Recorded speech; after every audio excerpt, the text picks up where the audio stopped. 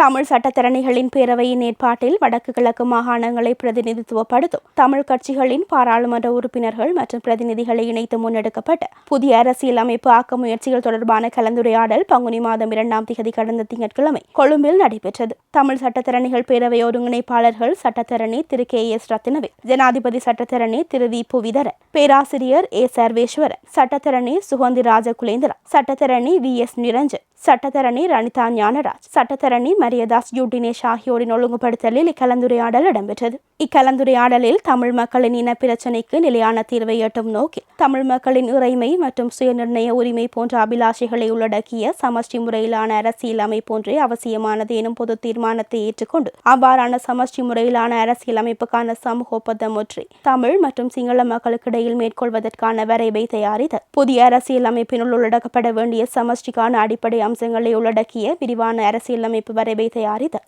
பங்கு பற்றிய கட்சிகளை பிரதிநிதித்துவப்படுத்தும் அனைத்து பாராளுமன்ற உறுப்பினர்களும் கட்சி பிரதிநிதிகளும் புதிய அரசியலமைப்பு தொடர்பில் மேற்குறித்த உடன்பட்ட விடயங்களில் தொடர்ந்து ஒன்றாக செயற்படுதல், சந்திப்பு இடம்பெற்ற திகதியில் இருந்து இலங்கை அரசாங்கத்தின் அரசியலமைப்பு உருவாக்கம் தொடர்பான எந்தவொரு கலந்துரையாடல்களிலும் தனித்தோ கட்சி அடிப்படையிலோ ஈடுபடுவதில்லை போன்ற தீர்மானங்கள் எடுக்கப்பட்டதுடன் மேற்குறித்த இணக்கப்பாடுகளுக்கு அமைவாக தமிழ் சட்டத்தரணிகள் பேரவைக்கும் தமிழ் அரசியல் கட்சிகளுக்கும் இடையிலான அரசியல் அமைப்பு தொடர்பான செயற்பாடுகள் பல கட்டங்களாகவும் முன்னெடுக்கப்பட உள்ளன.